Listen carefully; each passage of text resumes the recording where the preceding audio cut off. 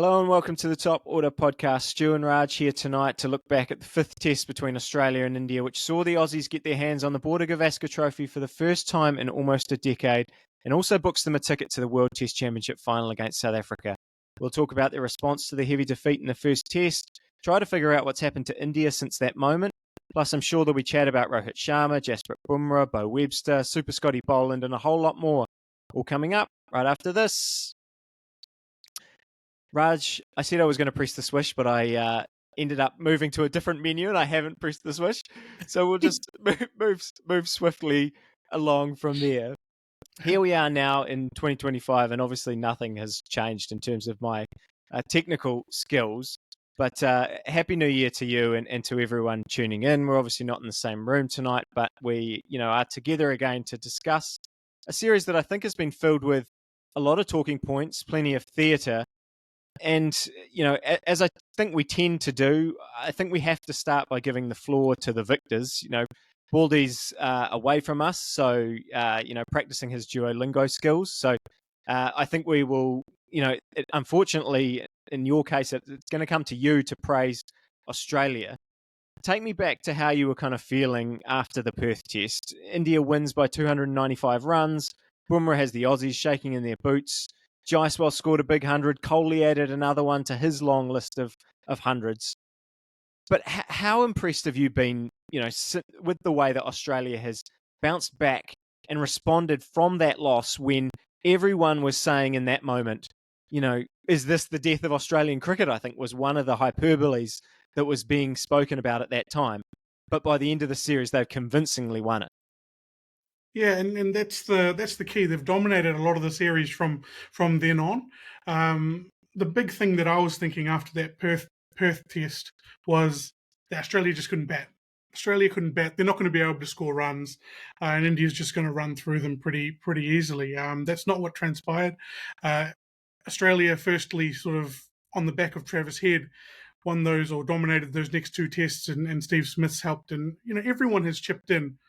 Probably aside from Usman Khawaja there, we might talk about a little bit as well. But everyone sort of chipped in, even Beau Webster there at the end with the bat. They thoroughly deserved to win this series. I think that there were moments there where I thought that India were going to come back and win at certain stages. Definitely during that sort of fourth test, I thought that India were going to end up going 2-1 up at parts of that test, but it didn't happen. Australia still managed to either pull themselves out of a pit or win a moment that was important in the test series, and they're deserved victors, 3-1. Some would say they should have won 4-1 if the weather stayed away in Brisbane. So well done to Australia. They'll be buoyed. I believe that's got them through to the World Test Championship. Is that correct? It has. And Baldy sent me a text from overseas to tell me that they now hold every test trophy that they can play for. So that is very impressive from Australia. And as you said, look, they I think it's interesting, isn't it? Because you could make an argument that India were, you replay this again, and India take care of those key moments. 91 for 6 and at the MCG is sort of the one that sticks in my mind. It's 1-1 at that point. We could think, India takes advantage of that, wins that test, and suddenly, this whole series might take on a new, and we'd be sitting here talking about something completely different. But when you actually look at the cold hard facts, Australia won by 10 wickets. In one test, they won by 184 runs. They won by 6 wickets. And as you said, we're well ahead of the game in Brisbane when the weather had the final say. And look, I think you touched on it there really about how they've had crucial performances from relatively new players, particularly in this test, which I will get to. But, I think it's the way that the experienced players stood up at a time when, as I said, many people were ready to swing the axe. That sort of stands out to me, and even really, Marnus averaged 25 across the series, but I thought his 60-odd in the second test was really important. His 270s at the MCG. You said about Travis Head's big 100, swung the momentum back Australia's way. 200s for Steve Smith. Again, only averaged 34 in the series, but it felt like a lot more significant. And then Pat Cummins, obviously 25 wickets at 21, really led the attack. So it's that experienced core that really stood up for Australia, and maybe they didn't for India. 100%, and that's we've only sort of really emphasised the batsman there. When you look at, even though Nathan Lyon didn't take a bag full of wickets, the wickets he did take were important. And when he wasn't taking wickets, he was building pressure at the other end. He bowled really well in tandem with whoever was at the other end from him. And we'll talk about Scotty Boland in a little bit, because I think you want to jump into his performance a little bit. But he's just been so consistent for them. Look, the way I was talking to someone about this morning, I said, look, India could have won this series, or at least, maybe drawn this series. I think that Australia definitely win two, and India had the chance to win two as well. Aussies deserved to win, 100%, but India weren't blown away despite how badly they played. That's how I sum up that series. I think India didn't play well. Australia dominated them for the majority of that series and should have won it, deserved to win it. So I guess sort of taking the counterpoint now and flipping it over to the Indian side, what do you think's happened to this Indian team over the past few months? Because, six months ago, we were talking about this as one of the great sides ever. I still think what they've done certainly has them up in that kind of realm. But as we said, to be fair to them, for the most part, these were not easy pitches to bat on. They had Australia all sorts of trouble in the third innings in Melbourne. The lower order kind of bailed Australia out and flipped the series around. But I think, again, you just said it before. It's clear that I don't think India has been at their best, and they weren't at their best in the series against New Zealand. Now all the articles are coming out saying that, that they didn't really celebrate that first win as a team. They went their separate ways in groups. That, there's all talk of something not right in the dressing room culture. Is there anything kind of you want to focus on here about any changes you've noticed in this Indian team over the past few months? Yeah, I guess there's sort of two elements to it. We talked a little bit there about the sort of the back office and how the team's functioning, sort of in the dressing room, sort of things. I can't really comment on that. I don't have. I wish I was a fly on the wall in that dressing room. But if I was to sort of simplify this to its most simple sort of factor, India scored 300s on this tour. Two of them were in that first test that they won. So they scored only one over the next four tests. Australia were much more consistent with the bat, which we've talked about. And in India, who would normally get support through their spin bowling, they didn't have that support. When the new ball got softer, it stopped talking for Bumrah and the likes of that. They didn't have that normal spin contingent or premier spinner to come and sort of take wickets through the middle and support the fast bowlers. Then there's all these decisions that are being made that are quite strange as well. So I look at, Rohit Sharma coming back and batting at 6. Stupid. I feel that if I'm being a bit sort of dramatic there, but I think it was really silly for him to come in and bat at 6. Fast bowler Prasadi Krishna, I spoke about him during the tour match and the things that they were doing before the tour actually started when they were playing in Australia. I was really surprised that he didn't get selected at all. He finally plays in the 6th match, and I think he's got 6 wickets out of the 14 that India took in that 5th match. I think that was an interesting selection call. Gill not playing the 3rd test, the switching around of the spin contingent, Ashwin, Jadeja, Sundar that we talked about, it makes little sense to me. And I think that the real sort of personification of what's going on with the Indian dressing room and a little bit of, you can see a little bit of the backroom workings here, was the decision around Akashdeep to go out and bat as a night watchman in that 4th test. I think that sums it up or personifies it pretty well. Night watchman, that's not his jam, right? He's not going to go out there and block up a storm. And secondly, you're sending in a night watchman with 25 plus minutes to go. It's a bit of an ask for anyone who's not a sort of batter who's fielded majority of the day, and then you ask them to go and bat at the end of the day.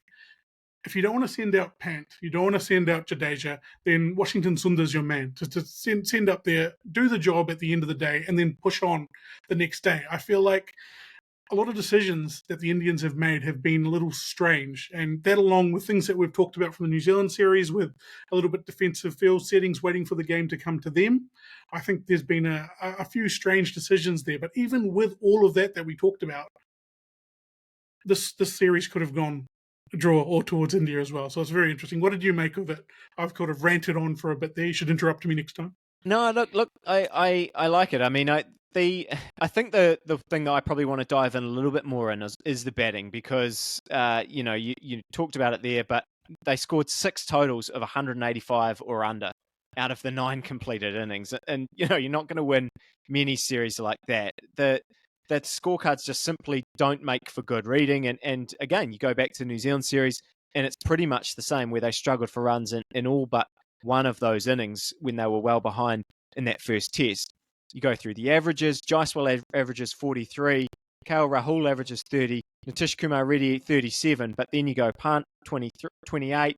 Kohli 23. But, you take out his 100 not out, and it's 90 runs from 8 innings. Jadeja 27. Rohit 31 runs from 5 innings. Gill 18. Sundar 22. It's pretty. It's a tough read. And, even again I think by the end of the series, it felt like they'd sort of lost confidence in themselves. They batted in a really reserved way in Sydney in the first innings, I thought, and then that didn't go well. So they sort of flipped the switch in the second dig and thought, look, this pitch is too tricky, and it was tricky. It was tricky for Australia to bat on as well, but they flipped the switch and went, well, we're just going to go all out, and then they ended up losing wickets in sort of ways that didn't look so good again. So, I don't know. It's the lack of runs. And I read a theory, again, admittedly on social media, so I don't know how seriously we should take this theory, but I'm keen to hear your thoughts on it. And essentially it was basically that, are all the roads that we see now in white ball cricket, particularly for India and particularly for the Indian players who play a high volume of ODIs and T20, both internationally and in the IPL, kind of having an impact on the players' abilities to handle the trickier surfaces? Because we did see, I thought, trickier surfaces than I expected throughout this series. And I don't know if that was a plan from Australia. I don't know what was going on there. But yeah, what do you make of, I guess, the way that India have struggled on, admittedly, in the last 8 tests, they've all been quite tricky, or most of them have been difficult pitches to bat on? Yeah. Before I sort of, I guess to sort of support what you're saying there around the tricky wickets, only one person in each team averaged over 35 in this whole series, which was Head and Jaiswal. I'm not going to include Beau Webster, who's averaging 96 after his Yeah. one game, but only one in the top 5 across. Even Steve Smith with his 200s averaged 34.89 or something. So it was definitely a pitch, or a series of pitches that were difficult to bat on. I think it's more the mindset around how we play our cricket. The sort of the big indication for me is when India were batting in that, or the 4th innings, bringing the test home in that 4th test. They needed 200 off 40 overs, or just under 40 overs, and the field was out. You knock that around 3 or 4 singles over, and then you have a dash at the end. I think if you think back to like any cricket, one-day cricket, we've been watching a lot of that Aussie Gold cricket channel on Samsung TV at the moment. They get into situations all the time where they need 90 off 99, and they're just knocking the ball around, taking one. Players these days don't want to play the long game. They go out there and they have a hit, and they don't want to dig in and play test match cricket. So I think it's more of a mindset thing rather than a difference in the pitches. But, you're making me rethink my argument as I'm talking it through. They are such different games now across the 3 formats. You need different players for the different games. It's a hard one to answer. It's very layered. Are the pitches bad? Were the pitches bad this series? I don't think that they were horrible, aside from perhaps that last one at Sydney, which didn't really give way to much interesting cricket from my point of view. I like to see the batting, of course, but I don't think the pitches were as bad as both these teams made it look throughout this entire series. Yeah, the point about both teams struggled for runs, even though Australia managed at times to have one player that went on and scored 100, or in a couple of cases, Smith and Head got going together, or Labuschagne and Cummins had that partnership. People did get partnerships together, but it was a real struggle. I mean, you talked about it. You're going to carry on. I was going to say, like, when I went into this series, going into this series, I expected Australia to struggle to score runs. I thought that was going to happen. So that hasn't really surprised me that they haven't scored a massive amount of runs. It has surprised me that India haven't scored a massive amount of runs. And I think once we sort of move on to sort of some individual players, we'll start asking questions around whether they should still be in the side and whether they need to make way for other people. But I expected Australia to struggle a little bit. They far exceeded my expectations in terms of the numbers, and they scored hundreds when they needed to, and dominated every test after that first one. Sorry. You talked about it, or you sort of alluded to it there. How much have you actually enjoyed the cricket on the whole? Because I have to say, while I've enjoyed the drama and particular spells of bowling, certain innings, I don't think the actual cricket side of this series was nearly as memorable as some of the previous ones between these two teams, outside of a couple of players who again, we will talk to in a moment. We're sort of covering all the big picture things first, and then we'll dig down on the fifth test. I think I have genuinely enjoyed the cricket in this series across all of the first four test matches. The last one was a bit more dour for me. I wasn't enjoying it as much, but I think that this series will stand out. People will remember this series because of the chip, because of how fiery it got at times, because of things like openers ramping the ball against the best bowler in the world, day one, Boxing Day test. Those sort of performances will stand out, and they were great viewing for the majority of the series, even though, there weren't the big sort of 500, 600 plus scores, any sort of big daddy hundreds. What was the highest score? I think it was 160, was it, by Jaiswal? Yeah. So there weren't any sort of big daddy hundreds that we saw, but I, on the whole, enjoyed the series. Surely you did too. Oh yeah, no, I enjoyed the series as a spectacle. I just think, maybe it's the fact that spin didn't play as much of a part as I'd hoped, and that probably comes down to the batters. I loved watching Bumrah. We'll dive into him a little bit later on. Do we want to talk a little bit about the theatrics? I mean, we had Kohli giving the sandpaper signal to the fans in the last test. Bumrah, charging and celebrating it right in Konstas' face. We had Siraj's send off to Travis Head. I think there's been I don't know. Depends which side of the fence you sit on, right? There's been a few people coming out quite negatively, even about Konstas's, the way he's kind of carried himself in these last couple of tests, the two tests that he's played. I have friends that are very, very much against him. They don't like, the way he's kind of carried himself. But I don't know. I enjoy it. I love, people going at each other as long as it's done the right way and not, not overstepping that line. But on the India side, with these, do you think these were signs of a frustrated team, or if they win these tests and they're holding the Border-Gavaskar, does this whole narrative flip and suddenly we're all sitting here, applauding their aggressive approach and going, oh, look, they've taken it to the Aussies and dished it out and sent them packing? Yeah, it's an interesting one. I don't think anything sort of crossed the line except for the one which we haven't really talked about. Kohli sort of touching Konstas. You can't really, once you sort of bridge that barrier of physical contact, things get a little bit more not good in my opinion. So that's sort of, I think, the one thing that sort of stands out in my head of stepping over the line.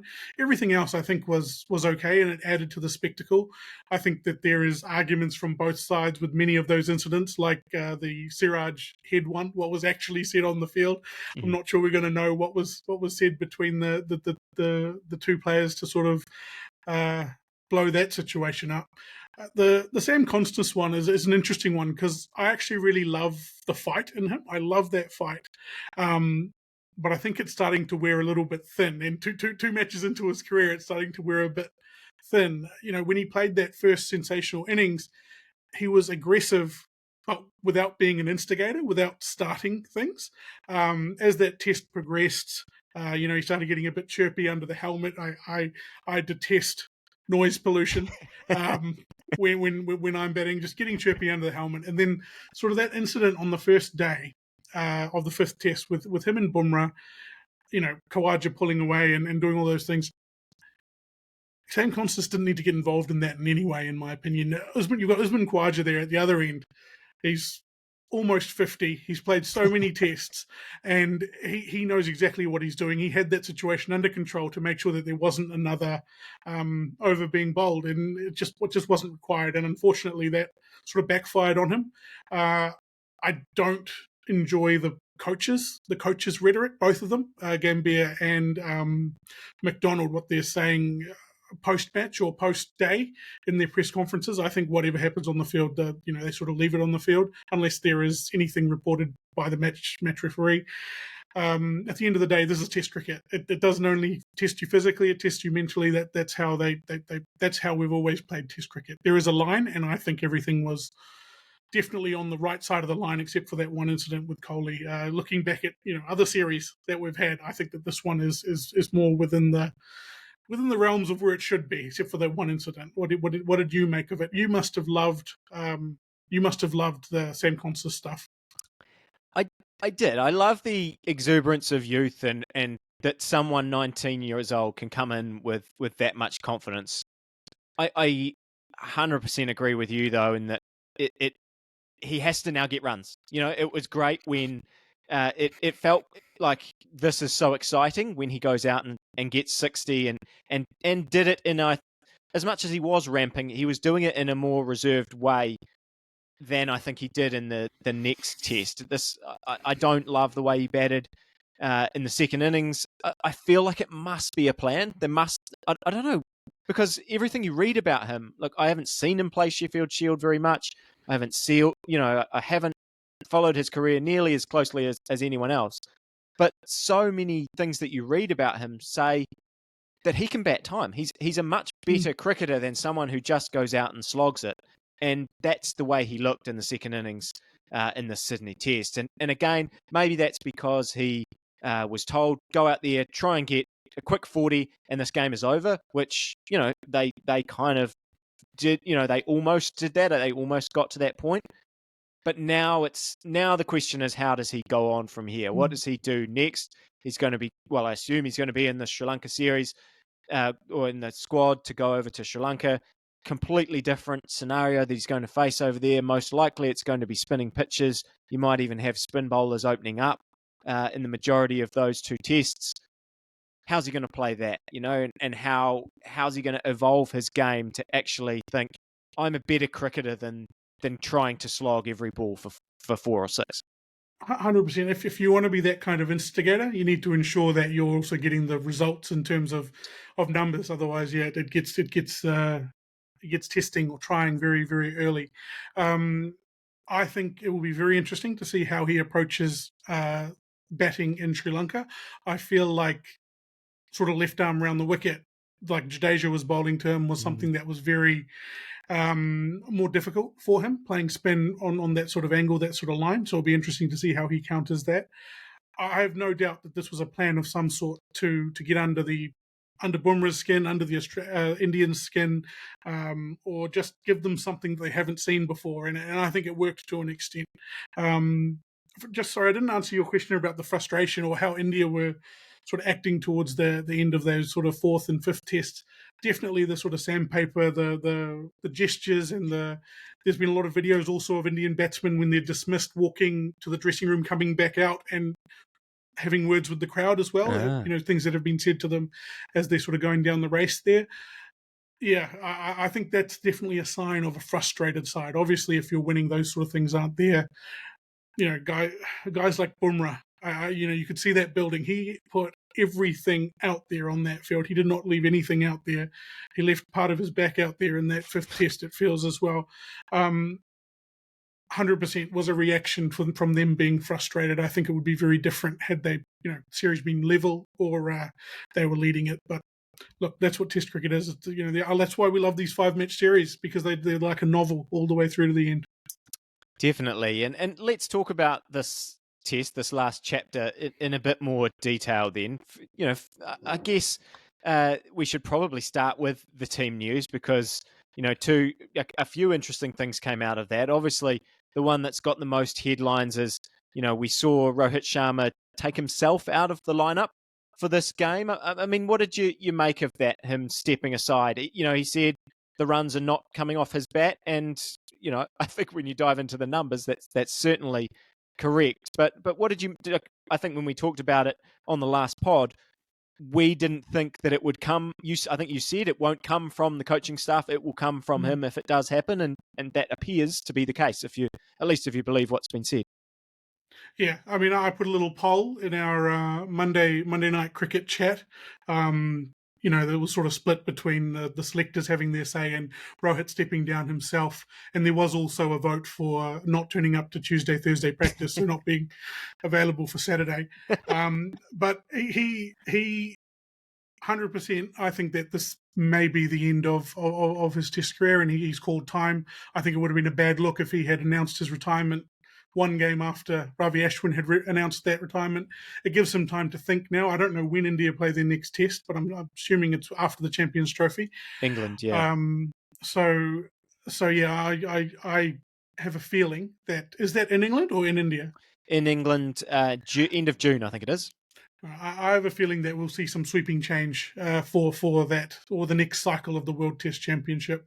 Look, it's actually, if you think about it, a lot of captains in his position would have said, "No, I want to have another go and I want to score 100 this Test to keep my sort of name up in lights." And that's not what he did. So you could say that was a little bit selfless of him. But I think, yeah, he has really struggled throughout the series. Obviously, missing that first Test, coming in on the back of a victory didn't help him either. I'd be very surprised if we see him again. What did you make of his dropping his sitting out? And what would you have voted on that poll? I think it probably has come from him. I mean, I would say that it's I don't subscribe to any of the conspiracy theories really. I'm sure that the selectors, well, if you've got a good relationship with your coach, I'm sure you've had this conversation with your coach. Him and Gambier have sat down together, and any other people in the leadership team, and have gone, what's the best approach? And he's hopefully said, look, I'm not batting very well, and I find it more interesting that sort of how quickly some of these things happen for certain players, because we look back to kind of the start of the year, and he scored 200s against England in the early part of 2024. He was a very important cog in the T20 World Cup. But since then, 15 innings and 10 scores in single figures, only once past 23 when he made 52 against New Zealand. We rattled off the stats for the series. The stats going further back are rough for him. And it sort of surprises me how players can be so good, and then it just all falls off a cliff. And I don't quite know why that happens. I don't know whether he'll be able to regain that, whether he wants to regain that, whether he has the hunger to regain it. Gautam Gambhir came out after the Test when he was asked about, Kohli and Rohit, and said they still have the hunger. We will see, but it's hard not to think that this Champions Trophy is going to be somewhat of a farewell for some of those guys. We look at Rohit Sharma and we see him as a bit of a run machine, but I think he's more of a performances guy. Similar to Ben Stokes in a way that the innings that they play make massive differences on the games when they come off. I mean, I'm looking back through his career. He's only had one innings. He's only had 1 year where he scored, or 2 years where he scored over 600 runs, and one of them was 2024. Mm-hmm. In Test cricket. And he's never scored 1,000 runs in a year. He's never averaged, or he's had 2 seasons where he's averaged over 50, or 3 seasons. But it's an interesting sort of outlook when you look at it that way. Him and Virat Kohli both averaged 24 for the year ending 2024. So look, it's an interesting one. I think that we might be seeing the end of his red ball career, definitely. And I think has he already called time on his white ball career? T20. They've all called him. T20. Kohli and Jadeja are all called time on T20s. I think they're all available for ODIs still, and I expect them to be in the Champions Trophy team. Who knows? They've got a white ball series against England in India coming up pretty, at the end of the month. So that'll be quite revealing, I suppose, as teams sort of start to look for their, to build their Champions Trophy build up. So can we move on to Virat Kohli now, another member of the Indian team who can bat or is able to bat, hasn't batted well in a little while now. What do you make of him? Obviously, there's all those things going around social media about him nicking off fourth stump and always getting caught behind and those sorts of things. Where do you think he's sitting at the moment and after the series? I mean, I said it before. He scored that 100 not out. and had 90 runs from the rest of his 8 innings. And all of those 8 innings, I think, I'm pretty sure that he nicked off in every single one of them, pushing outside off stump. Decent balls, most of them. Some of them, I think he'll look back and think, I didn't have to play that, or I could have, shown more intent or whatever. I actually thought as the series went on, the weird thing about Kohli is he looks good. I don't think, I always watch him and think, he'll cream a drive. He looks organised at the crease. He looks in control. But I think now we're just seeing him edge the ball and get out. And yeah, look, I think it's going. I was sort of preempting some of the chat that I thought we might have at the end, but I think he's got a tough decision to make because. And the selectors have a tough decision to make because, again, you just said it. He's averaged 24 across the year in Test cricket. He's been struggling for a while. Really, I don't doubt his white ball contributions. He seems to, when he's looked at his best, I think it's been in the 50 over format or in some of the T20s innings that he's been able to play. For some reason, when it gets to Test cricket and people just work away at that line outside off stump now, he seems to have a weakness. I mean, you read everything about the series. They talk about, all the reports suggest that that's what he's been working on in the nets. He's been really putting the time in. His passion for the game is obviously still there. It's all still there, but I don't know. He's had a long career and he's had a brilliant career, but it does appear that he's coming to the end of it. And I don't know. There's going to be brave selections coming up, or there's going to, I think it is probably the time where India have to start thinking about what do we do in that 4 spot, because we've had Virat Kohli there for such a long time. What is the next move? Because it almost is time to make that step. But I think he's going to have to. He's like, I don't know. He's going to have to retire. I don't see them dropping him. Yeah, I mean, when I talked about Rohit Sharma and his sort of numbers, I was being a bit sort of positive, and because he hasn't played, he's played half the number of tests that Virat Kohli has, and he didn't play many every year. That's not the case with Virat Kohli. There's sort of a real night and day between Virat Kohli prime and Virat Kohli where we are now. In saying that, going to Australia, he's not the first, and he's not going to be the last batsman to struggle with a 4-stump line visiting Australia, especially from the subcontinent. The disappointing thing for me was that we didn't really see much, via technique to counter that. He kind of tried to do it with his mind, his mental strength, going, I'm not going to play a ball that's there on that line, on that length. I'm going to wait for it to be really full or on my legs. And, he just got the one eventually where he nicked one, or he felt for one outside off. And that was the disappointing thing to me, is that we didn't see change.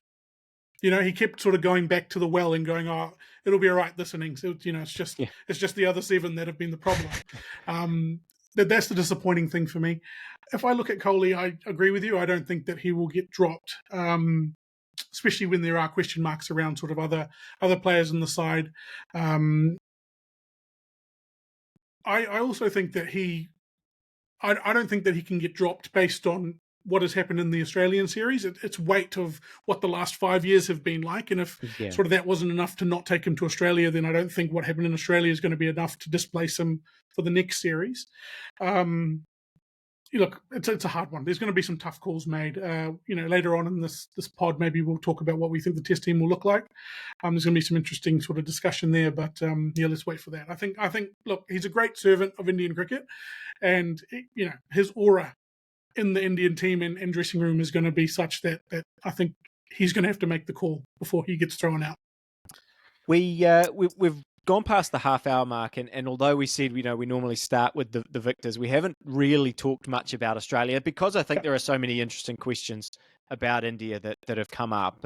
But I do think the other big call that was made at the toss was the one that Baldy wanted to see, actually, and Australia did change a winning side, which you don't necessarily see that often, by replacing Mitchell Marsh with Beau Webster, and it's fair to say that went pretty well for Australia. Yep, Webster looked incredible on debut. I'm not sure he offers enough with the ball to be sort of their full time sort of all rounder, but he can play a role in that sort of strong Australian attack that they've got. But with the bat, he outscored Mitchell Marsh in one test versus four. He looks the goods with the bat. I still feel like that position in the Australian spot is being kept warm for Cam Green.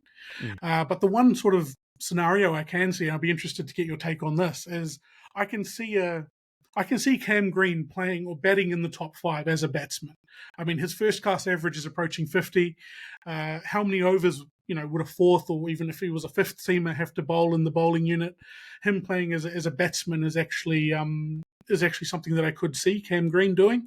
But Beau Webster, he's done nothing wrong in this test. Based on merit, all being equal, I think that he should be on the plane to Sri Lanka. What are your thoughts on that and the Cam Green situation?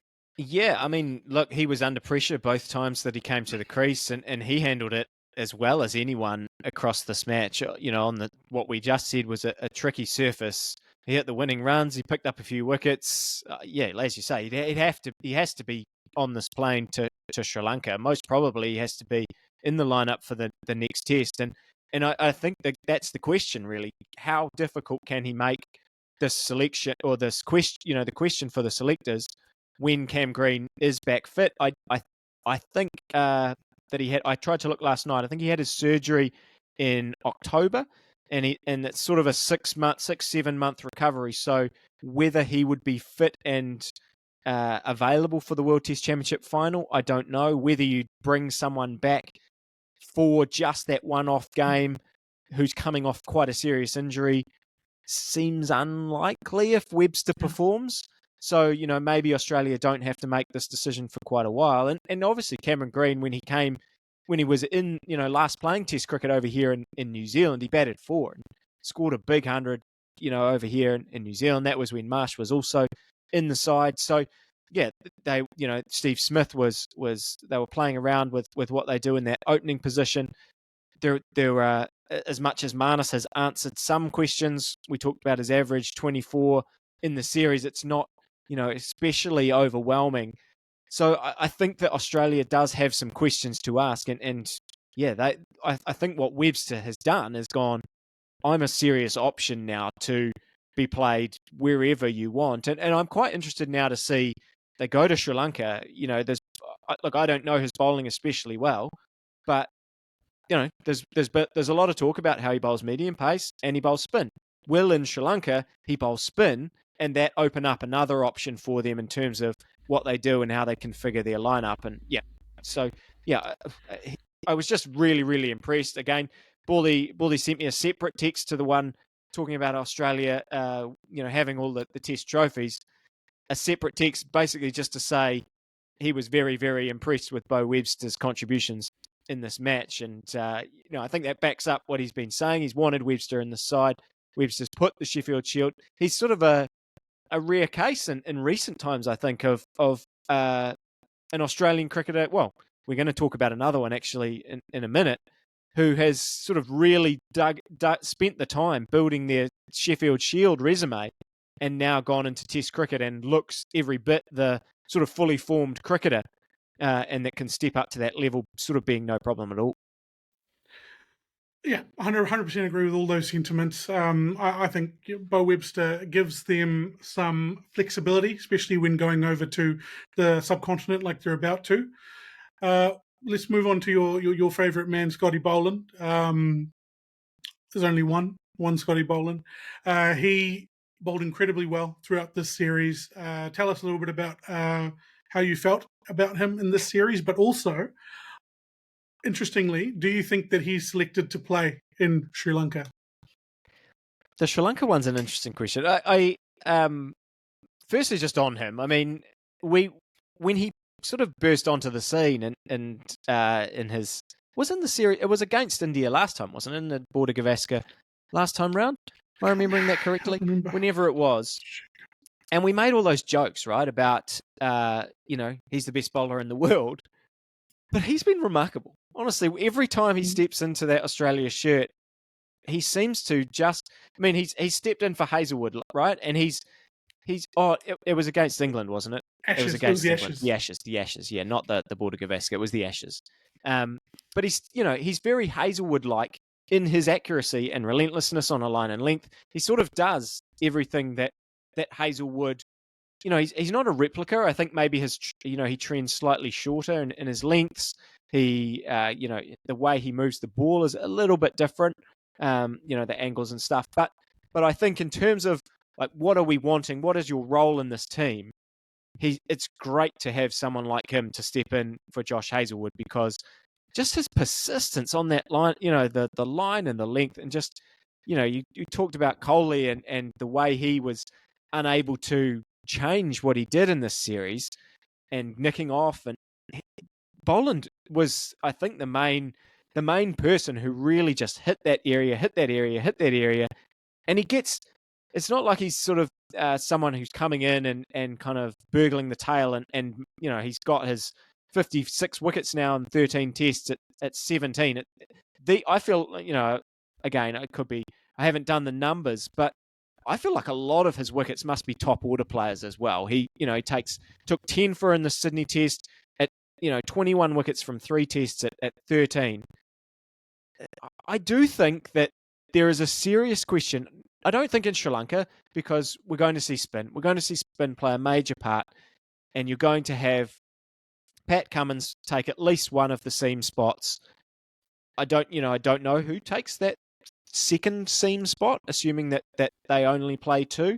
There's probably a case for someone like Mitchell Starc to play, because he can, be an impact bowler, which is often what you want from your seamer in those conditions. If we think back to maybe the way Will O'Rourke was used for New Zealand at various times over the past, past few months that they've had. He's a catalyst, right? He comes on, and how often he takes a wicket in the first for the sort of 6 balls he's bowled. Yeah, and maybe there's not a need for the Boland kind of bowler who does just run in and wear you down almost. Although, wearing you down is probably not fair, because his strike rate is so good and he was so often picking up a wicket very early. But I do think that there is a case. I was talking about Boland. I was talking about Boland when I meant that he's coming in and he can be a catalyst. Oh yeah. And he totally. And I think that the World Test Championship final is the one where I think Australia, he has put in such a strong performance in this series, and almost every time that he's stepped into the Test level, that they have to at least have the question in their mind when they play in that World Test Championship final, depending on conditions and all of that stuff, to do what they almost never do in Australia and consider playing 4 seamers. That would probably be the way that I would see him getting into the side, because if Hazelwood is fit, I don't know, his weight of performance has been so impressive as well. That those 3 bowlers, he reminds me, Boland, he's not the same bowler as Matt Henry, but he feels very Matt Henry-ish in the way that his career has sort of panned out, that, those guys in front of him are so, so impressive and have been so impressive for Australia for so long. And because Australia has always played Lion, there's just been no spot for Boland. And until those guys step aside, it is quite tricky, because Starc, again, I think would be the one who's under the most pressure in terms of how I view them, and how someone like Starc feels like they can be erratic sometimes.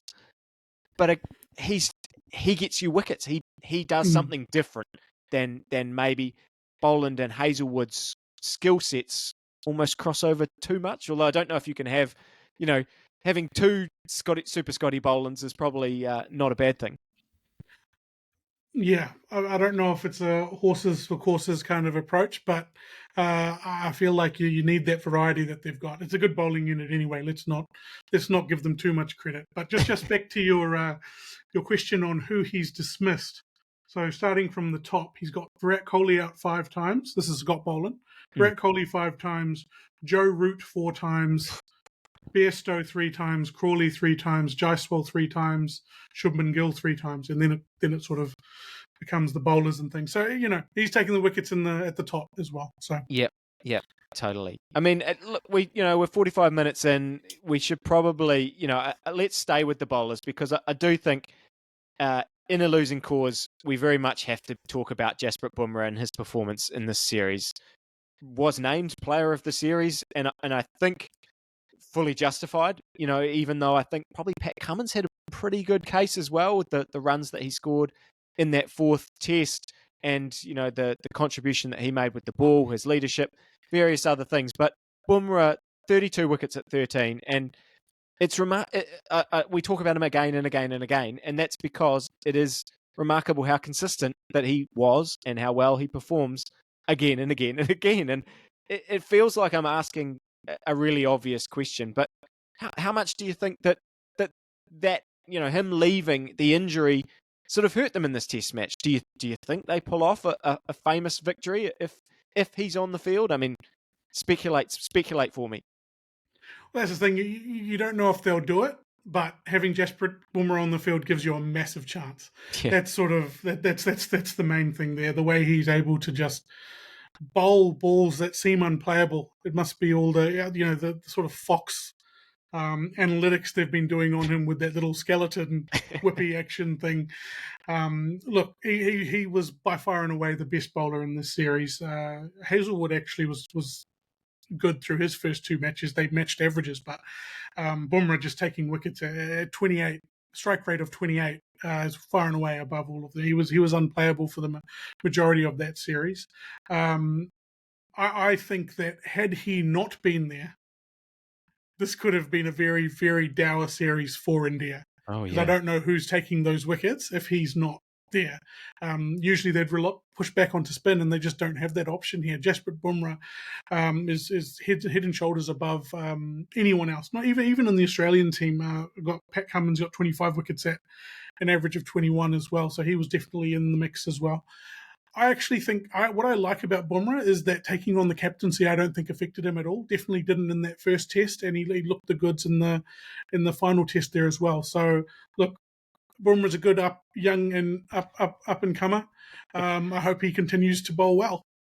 Has there been any word to how serious this injury is? I haven't seen it yet. I mean, we're recording this on Monday night here in New Zealand time, the day after, about 24 hours after the test finished. So, yeah, I don't know that I've seen it. We've seen the reports of back spasms and all that kind of stuff. I guess we will see how serious this is, because it would be a real shame if obviously it I don't know, if it knocked him out of the Champions Trophy or something that's coming up, because he's such a key cog.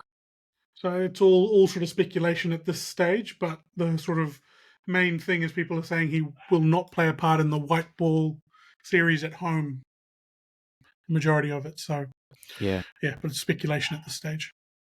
Look, just to I guess to round out the test match side of things, series overview. Other than Bumrah's performance, are there any positives that India can take away from this series?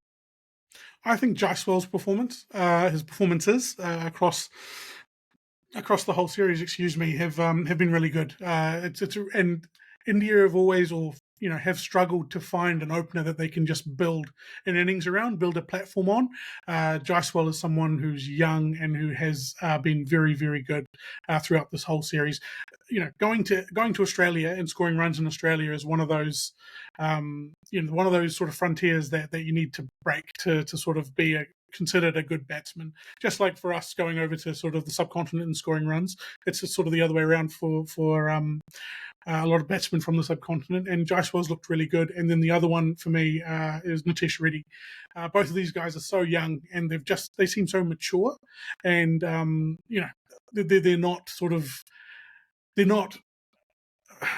they're not likely to have brain explosions. They've played this at the sort of hardest mental level that they're going to get, playing it in Australia against Australia down when you're just getting constant chat from Sam Konstas. So look, I think that Jaiswal, Reddy and Bumrah for me have been the real standouts for India in this tour. And look, it's something that they can build on through the next cycle. They've got those players aren't leaving anytime soon, so that's a good sign for India. Yeah, and we've touched on it a little bit. I mean, yeah, how different do you think that this India team does look in that next test series? I mean, they've got a 5-test series in England starting in late June. We've got the Champions Trophy before that, so there'll be, and then followed by the IPL. So there'll be a big diet of white ball stuff coming up for India. I don't know. I mean, the people we've talked about, Rohit, Kohli, Jadeja, we've just seen Ashwin go.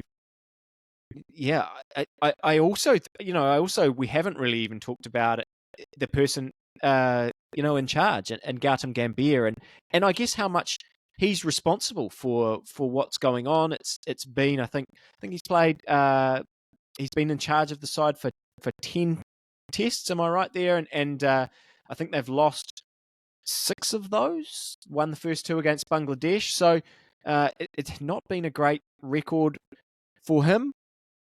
I don't know. I've thrown quite a few things at you there in terms of looking ahead for India. Yeah, we pick up wherever you want. Yeah, and I didn't think too much about the Gambia thing, but he also, they also were in bad positions against Bangladesh as well in one of those 2 tests. So that is something to think about. I haven't actually thought about that too much. From a sort of, what does this team look like going forward, or what do they think about going forward? The big one for me is actually KL Rahul. Before the series, he was getting dropped, and I was really surprised Safraz didn't play on this tour. He showed some real quality when we played against them in India. I'm surprised he didn't play. He actually threw a bit of a spanner into the works. He was coming in. He was probably going to play the first test and then step out for Rohit Sharma when he came in for the rest of the series. But he batted well.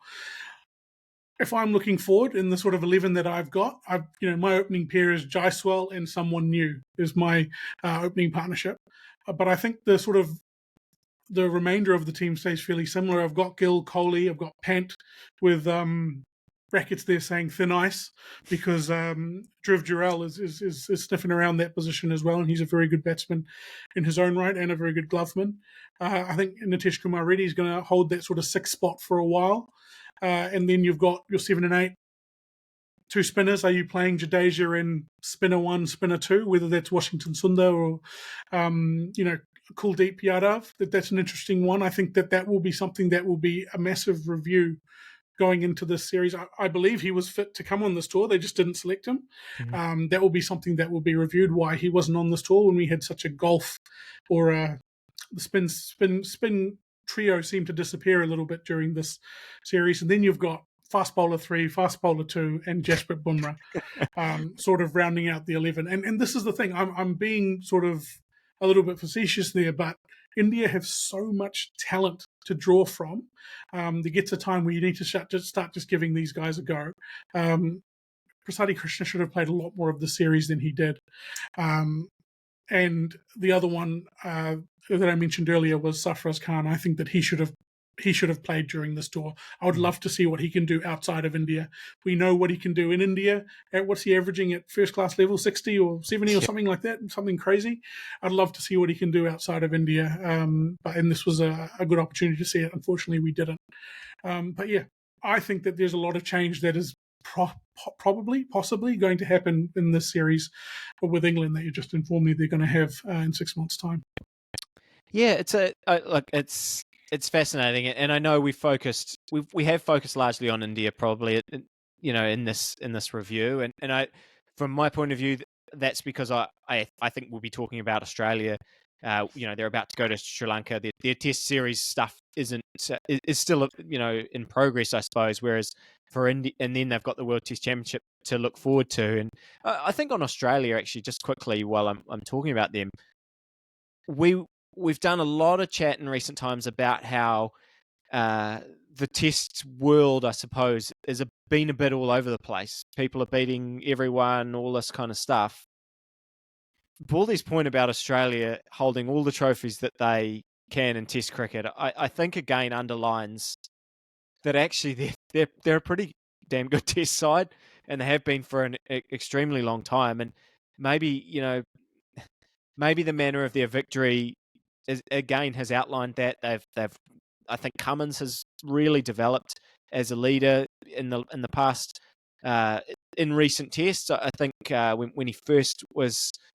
I look back to that Ashes series where, he was criticised a lot. We were sort of questioning. A lot of the time we were questioning him. You've got, you're very defensive. You're putting players on the boundary, all this kind of stuff. But I don't know. He just seems to have figured out what he needs to do and how to manage himself, which I think is really, really tough when you're Bumrah actually, I think, did a reasonable job of it as well, although obviously he's picked up this injury, but I don't know that that's necessarily anything to do with his captaincy, probably more around the workload that he's had. But yeah, look, I think Australia deserves a huge amount of credit for the consistency and the quality that they've played with over this cycle, and they absolutely deserve to be in this World Test Championship final. They've qualified with the series in hand. I'm really, really interested to see how they go in Sri Lanka, having just watched New Zealand go over there and see how difficult Sri Lanka actually are in those conditions. To see, Australia, I think they played to their strengths really, really well. You talked about how their batting lineup you thought would struggle, and to some degree they still have, but they really backed their seamers. I'd love to know whether the pitches that they produced were because they wanted to really say, look, we have a better seam attack than you, and we are going to absolutely back these guys that we can put on the park. But they're going to be taken out of their element a bit over in Sri Lanka, and they're going to have to play more more spinners. They're going to have to face more spinners. So yeah, I'm really, I suppose, in the big rambling way, I think there's a lot more that I want to see from Australia, and I'm quite interested to see how that plays out, and then how they go on to face South Africa in that World Test Championship final. Yeah, so I guess I'll start with the negative and end with the positive, I guess. I wouldn't have said this probably sort of 3-4 weeks ago, but I'm not sure that the performances that this team has had beats South Africa. I thought, prior to sort of 3-4 weeks ago, I thought, whichever team gets there that's not South Africa is sort of going to win it. But I'm not. You not always back against South Africa. Yes, that's it. They're going to lose one to win one, lose a few to win one. Yeah, so that's genuinely how I feel. I think winning this series is one that sort of papers over a bit of cracks. We know that a few cracks. You know that when your team's winning, you sort of focus on the positives and don't see the negatives there. But one of the big sort of negatives, and it kind of feeds into the positive, which I'll get to shortly, is that none of these players are in their 20s. Everyone is this is an aging side. But the positive of that is that they know how to win. And this Australian side, for a long time, knows what they need to do to get over the line. Do they have a white ball trophy as well? They won the ODI World Cup. Yeah. ODI World Cup. So, look, they're a very, very experienced side, and, they deserve all the sort of plaudits that they're getting. But if I was Australia as well, I'd be, thinking what does the future look like? Because there is a few sunsets on the horizon in this team. So, full credit to Australia. Let's see if they can do it for the one-off in England. Yeah, the next cycle is really fascinating for quite a lot of teams, I think. And we're going to do a bit of a breakdown on New Zealand, in the coming weeks on sort of what 2024 looked like for them, and what 2025 might hold this next World Chess Championship cycle. Because as you said, guys like Khawaja, Smith, Labuschagne, all those guys, that core of bowlers, we sort of don't know how much longer they can keep going at the top, and it's going to be a really interesting one for Australia. Anything else you wanted to hit before we wrap up the show? No, nothing from me. Again, just the sort of congratulations to Australia. There was a very important series in the context of world cricket, and they dominated the majority of it, and they're 100% deserving winners. So there's a lot to play for both these two teams, as we just said. Australia heading to Sri Lanka in a few weeks' time. India back to white ball cricket against England at the end of the month, as teams, pretty much all the teams from that point on, start to, apart from Australia and Sri Lanka, start to prepare for the Champions Trophy. As I said, for us, at some point over the next week or two, you'll also hear from Raj and me again as we look back on 2024 for the Black Caps. Binksy and Jamie are going to do the same for England and sort of talk about the Bazball year for them, and also, I guess, what things might look like with Brendan McCullum in charge of all three formats. So sort of an opportunity for us, I suppose, to reflect on reflect during a small, I think, little break in the international calendar, at least in terms of significant series and tournaments as we ramp up again before the Champions Trophy. But yeah, for now, I think it's as the hour mark has ticked over, it's time to say thanks again for listening and for all your support, and have a very good night.